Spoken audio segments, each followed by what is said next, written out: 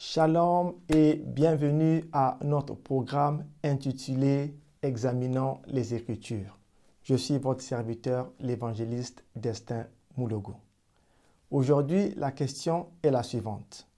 Comment accepter la doctrine de la Trinité lorsque le mot Trinité n'est pas mentionné dans la Bible? C'est une très belle question. En effet, le mot Trinité n'est pas mentionné explicitement dans la Bible. Pour la petite histoire, le mot Trinité a été utilisé pour la toute première fois par un père de l'Église qu'on appelait Tertullien. Alors, les pères de l'Église, ce sont ces éminents théologiens qui sont venus après le temps des apôtres de Jésus-Christ et qui, par leur enseignement, ont donné à l'Église son essor et sa vigueur.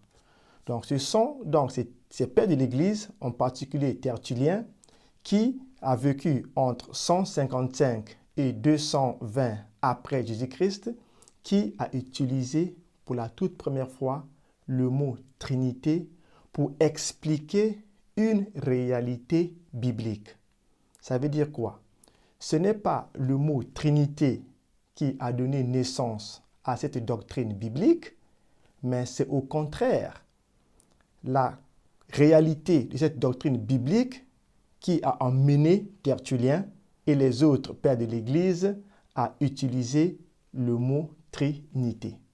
Le mot Trinité vient du latin trinitas, qui signifie trois en un.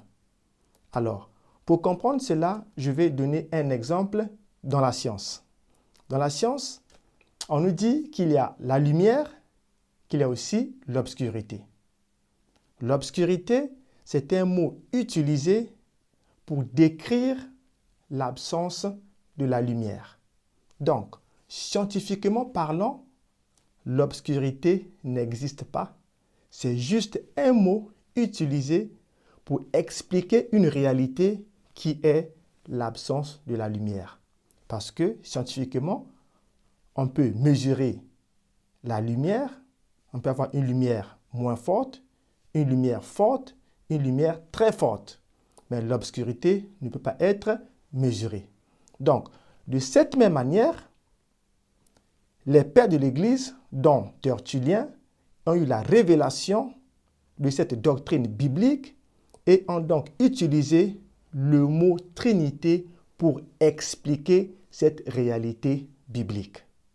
Alors, la Trinité, pour résumer, c'est une doctrine qui nous enseigne que nous avons un seul Dieu, mais que Dieu est constitué de trois personnes distinctes et que chaque personne a une nature divine. Donc, nous avons trois en un. Trinité. Alors, je vais lire un passage biblique où nous voyons le Père, le Fils et le Saint-Esprit se manifester simultanément au même moment. Et nous connaissons ce passage dans Matthieu chapitre 3. Je vais lire du verset 16 au verset 17. Il est dit ceci. Dès que Jésus eut été baptisé, il sortit de l'eau et voici les cieux s'ouvrirent et il vit l'Esprit de Dieu descendre comme une colombe et venir sur lui. Et voici, une voix fit entendre des cieux ces paroles, celui-ci est mon Fils bien-aimé en qui j'ai mis toute mon affection. Donc, dans ce passage, nous voyons une voix qui vient du ciel, le Père. Nous voyons le Saint-Esprit qui descend et venir sur le Fils qui était en train de se faire baptiser.